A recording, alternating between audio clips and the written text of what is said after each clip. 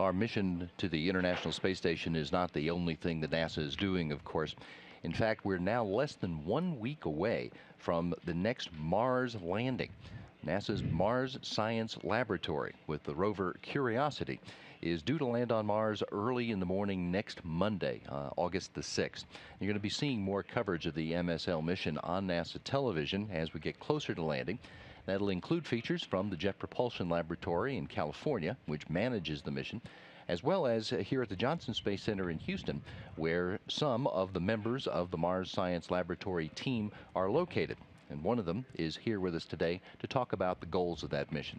Dr. Doug Archer is a fellow in NASA's postdoctoral program and a member of the Sample Analysis at Mars science team. Doug, tell me first of all, how long have you been a part of the SAM team? Well, I've been a part of the SAM team for a little bit over 2 years now, and I got involved by working with some Mars scientists here at JSC, and knew that they were involved in MSL and came out here to JSC to work with them and to work on MSL. This isn't even your first trip to Mars. I think that's pretty cool. You were part of a previous landing on Mars team, right?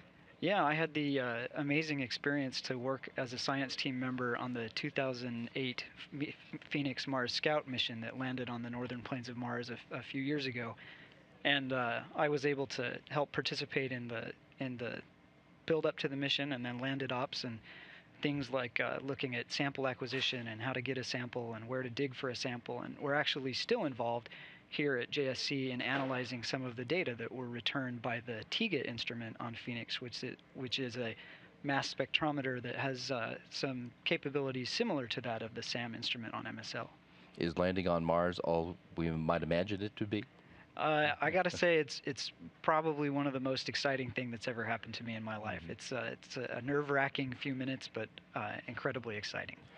The MSL mission has got some big goals. Can you summarize it for us? What is MSL intending to find or to learn? Yeah, so in one word, it's habitability. MSL is trying to analyze and investigate the habitability of our landing site. And when I say habitability, I'm not talking about looking for life per se. Really, it's looking for an environment where life could survive, where life could be okay, either at some point in the past on Mars or maybe up even to today. But again, it's looking for habitability, not for life itself. And it does that by using its suite of 10 instruments, which look at things like the geology, the geochemistry, the radiation environment, and a whole host of other factors, which are really interesting in and of themselves. But together, they can paint a really complete picture of if this environment is somewhere where life as we know it could have survived in the past or possibly today. That would lead one to think that there's something special about the landing site that you've chosen. That you think there's something there that you need to go see. Yeah, so we're landing in a place called Gale Crater, but the first criteria for any landing site is that it has to be safe. That's the #1 priority, because it's really difficult to do science on the surface of Mars if you don't land safely. So that's your #1 priority. But it's also very interesting from a scientific perspective. Again, we're landing at the bottom of this large crater, Gale Crater. And when we land, we think we might be on top of some material that's been moved down from the crater walls.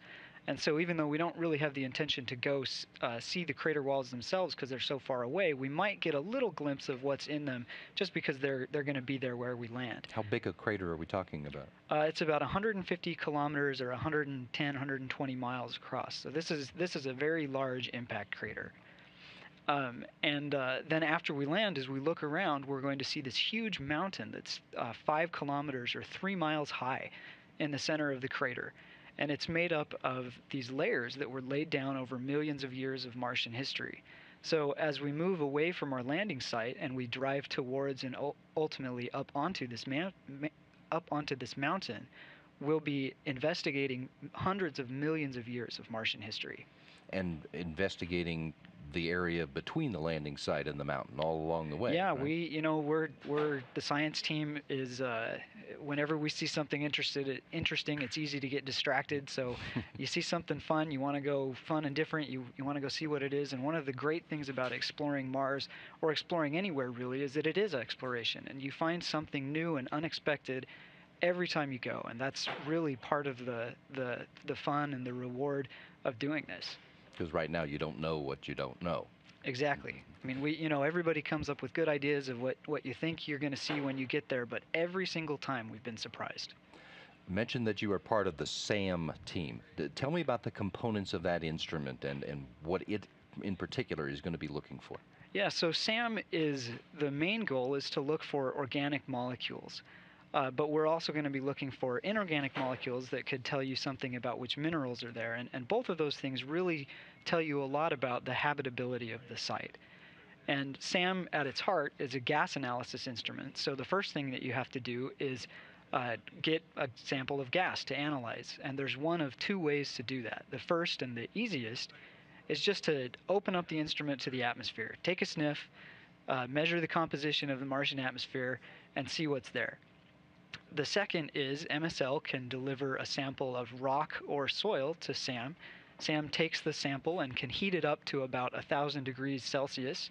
And as you're heating up the sample, it's giving off gas. Things like if there are organics in the sample, those will start to come off. And some minerals also will break down below 1,000 degrees. And so you can get a good idea of what's in the sample. So then you have that gas, and SAM analyzes it using one of three instruments within the instrument, which are the mass spectrometer, the gas chromatograph, and the tunable laser spectrometer. And the mass spectrometer tells you what molecules are in the gas. The gas chromatograph can be used if you have a really complicated organic signal. It can help tease apart what's there so you get a better understanding of what's in your sample. Tease apart the molecules? Organics, yeah. So okay. if you say you have a big clump of organics that comes off at some temperature, the gas chromatograph will help to separate those based on the properties of the organics, so you can get a better idea. So it kind of slows things down, I guess, so you can get a better idea of what's there, a better understanding of what's there. And then the tunable laser spectrometer is an instrument that's looking for three things: carbon dioxide, water, and methane. And it can very sensitively measure the abundance of those three things, and it also measures the isotopes of those different molecules. And that's really important because, for example, with water, if you measure the isotopic ratio of water, deuterium, and hydrogen in the atmosphere, that it can actually tell you something about the history of water throughout on Mars, throughout the history of Mars. Not just in that location on Mars. Yeah, because you're looking at the atmosphere, and the atmosphere is, pretty well mixed. It can tell you something about Mars as a whole over very long time periods. You help clarify for those of us who did really poorly in science. When you talk about organic molecules, are you talking about molecules from things that are alive or once were alive? Yeah, so again, MSL is in a life detection mission, so it's not going to be able to answer the question about whether these things were ever alive or not. But organic molecules are the chemical building blocks of life. They're things like amino acids and sugars, things that are absolutely necessary to life as we know it. However, there are also non-biological processes that can produce these organic molecules. So just because you detect an organic molecule, that doesn't mean that there was necessarily life. So what MSL is going to do, again, is detecting these organics, we can say, that's a habitable environment. And that's going to help us to know where to look for life in the future. Habitable, whether or not it was habitated. Right, inhabited, yes. Thank you very much. Yes. We often talk about life as we know it. Is it possible that there is life there, but it is so different than what we know that we don't recognize the evidence of it? Yeah, so this is something that comes up in the astrobiology community all the time. How do you look for something that you don't know what you're looking for? So the approach that we take is say, right now it's hard enough to detect life as we know it. Let's start there. But certainly it's possible that Mars or life could surprise us, and we're always open to that possibility. But we'll see what Mars gives us. The notes indicate that the SAM work, some of that work that's being done here in Houston, has to do with volatile-bearing minerals. Tell me what those are. What would that tell you if you found that? So a volatile-bearing mineral is something like a carbonate or a sulfate or a phyllosilicate or a clay. And those are important because they're minerals that are produced when other rocks or minerals are broken down, and they generally imply the presence of water. So carbonate, for example, will form when you have carbon dioxide reacting with atoms of calcium or magnesium, for example, from another rock, and again, it implies the presence of water. And it requires a certain water chemistry. So that's important because just by looking at a rock, if you detect a carbonate, you can say something about how much water was there when it formed, what the chemistry of that water might have been. It tells you something about how much CO2 might have been in the atmosphere, which has important implications for climate. So you can learn all of those things about the history of that rock, uh, or the history of the site, just by looking at a rock. It's pretty incredible. And Sam has the instruments that is Yeah, able to do all of those things. Yes, in concert with other instruments on MSL. It really is an integrated science package or science payload that by themselves the instruments are pretty incredible, but together you can tell a very complete story of the landing site. I mentioned earlier that this mission is managed at the Jet Propulsion Laboratory. Are you going to be able to go out there for part of the mission, or do you do all your work here in Houston? So for the first 90 days, a lot of the science team is going to be co-located at JPL, and I will be out there for about 4 weeks of the first 90 days. After that, the science team, which goes back to their home institutions, and which is located throughout the country and even internationally. And so the rest of the mission, the prime mission is for 2 years, will be done with the science team being remote. But those first 90 days, a lot of the science team will be out at JPL working on Mars time together. And what will you be doing while you're there? We plan every day. We plan what the rover is going to do the next day. So you come in the morning, and your shift starts essentially right before you get data from the rover, everything that it did the day before. So you come in and you brush up on, okay, what were we supposed to have done today? And then the rover said, hey, here's what I did. You look at all that data, and then you talk as a team and say, okay, what are we going to do tomorrow? And so you spend 2 shifts over about 16 hours building a product that you're going to send to the spacecraft that tells it what to do tomorrow, and then you just repeat that for 2 years. Because of the distance between the two planets, you've got quite a lag in communications. Does that remove any flexibility you have about what to tell your instruments or your rover to do? No, that's right. Because of the light time delay and the complexity of the instruments, you don't really have the flexibility to make changes in real time. You plan things a day at a time. Landing is a really good example of that. So from the time that MSL hits the top of the atmosphere to the time that it lands safely on the surface of Mars is 7 minutes. Now, the light time delay between Earth and Mars right now, so the time that it takes a signal traveling at the speed of light to go from Mars to the Earth, is 14 minutes. So what that means is when we get our first indication that we've touched the top of the atmosphere here on Earth, in reality, the spacecraft has already been on the surface of Mars for 7 minutes. So really, you're kind of looking at a tape delay of events. You don't have the opportunity to respond to things in real time.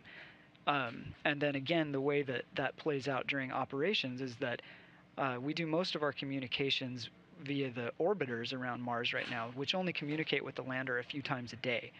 So we have to uplink a product once a day, and we say, here's what you're going to do for every minute of this day coming up. And then it goes out and tries to do its best to follow our instructions. If we did a good job, everything will go as planned. And at the next morning when we come in, we find out how we did, and we go from there. And found out if there were any issues that it encountered while it was trying to execute the plan. Yes. And do something about it the next day. That's right. Based on what you guys all know already and the things that your team's investigating, what are your hypotheses about the habitability of Mars?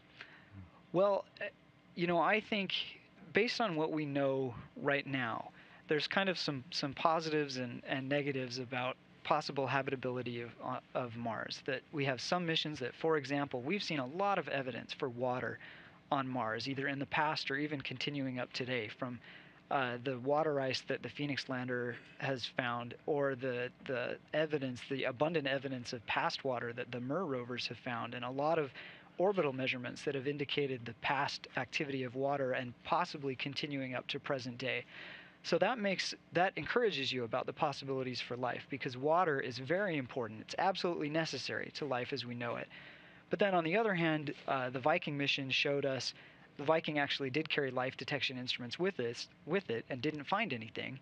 So it shows us that the surface can also be a pretty hostile place. It's a harsh UV environment. You have ionizing radiation, chemical oxidants that can destroy life. So it can be a harsh place.